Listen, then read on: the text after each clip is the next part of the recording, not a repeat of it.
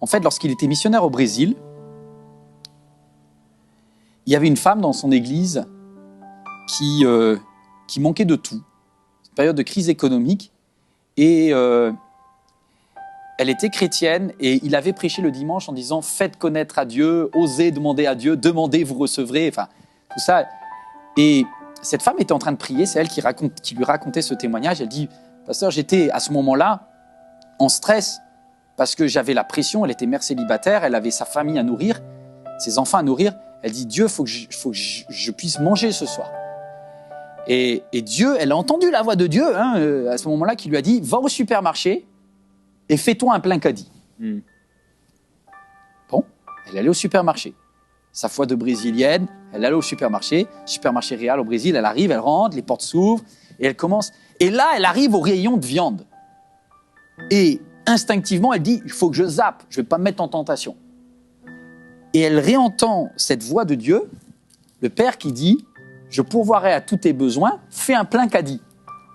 Vas-y. » Elle a commencé à charger. Elle a commencé à charger des trucs avec plusieurs zéros derrière. Des choses qu'elle s'achetait jamais, qu'elle n'osait plus acheter à ses enfants. Et elle a fait un rayon, 2 rayons. Et puis elle voyait le caddie qui monte. Et elle s'imagine que derrière, elle risque l'humiliation à la caisse parce qu'elle n'a pas les moyens financiers de payer. Son compte est à 0. Et c'est marrant parce qu'on stresse, mais perdu pour perdu. Moi, j'aurais dit ça. Elle est allée jusqu'au bout. Et allée jusqu'au bout, elle a rempli. Elle arrive à un caddie énorme et il est midi. Au moment où elle arrive devant la caisse. Et elle ne sait pas trop, elle est un peu en stress, elle voit les caisses qui sont pleines. Et là, elle entend une petite voix du Saint-Esprit qui lui dit « Va à la caisse numéro 6 ».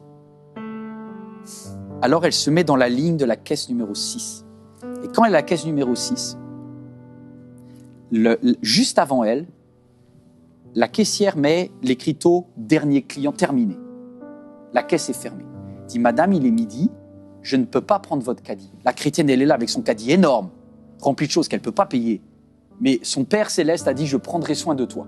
Et elle dit « À ce moment-là, je suis devant une caisse et un truc qui se ferme. Et je dis « Dieu, si c'est faux sur le 6, c'est peut-être faux sur le caddie et c'est peut-être la honte de toute ma vie. » Et la caissière lui a dit « S'il vous plaît, madame, la caisse 7 est disponible ou la caisse 5 ? Donc, allez auprès d'un de mes collègues. »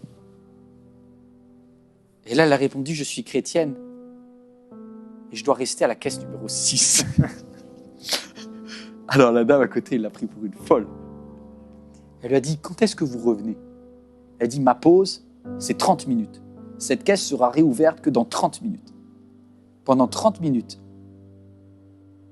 avec son caddie plein, elle est restée buggée devant la caisse numéro 6.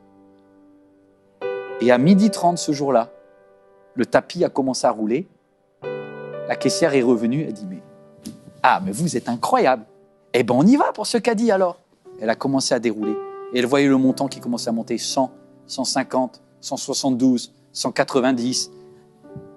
Et au moment où elle se liquéfiait, elle était presque arrivée au dernier article. Elle entend dans les haut-parleurs du supermarché « Tirage au sort du jour. La personne qui a ses courses à la caisse numéro 6, le magasin vous les offre. » Que dire? Elle s'est mise à pleurer. La caissière était choquée. Et elle lui a dit « Mon papa pourvoira tous mes besoins. » Waouh! Je ne sais pas si quelqu'un a des besoins, mais c'est le moment de prier.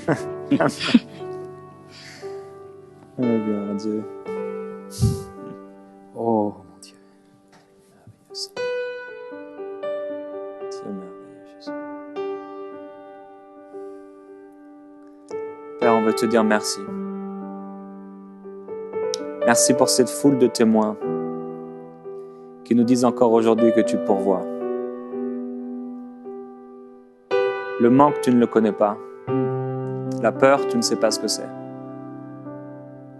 Tu n'es pas un Dieu fragile. Mais pour un temps, tu t'es abaissé jusqu'à nous. Tu as pris notre condition. Tu as su ce que c'était d'avoir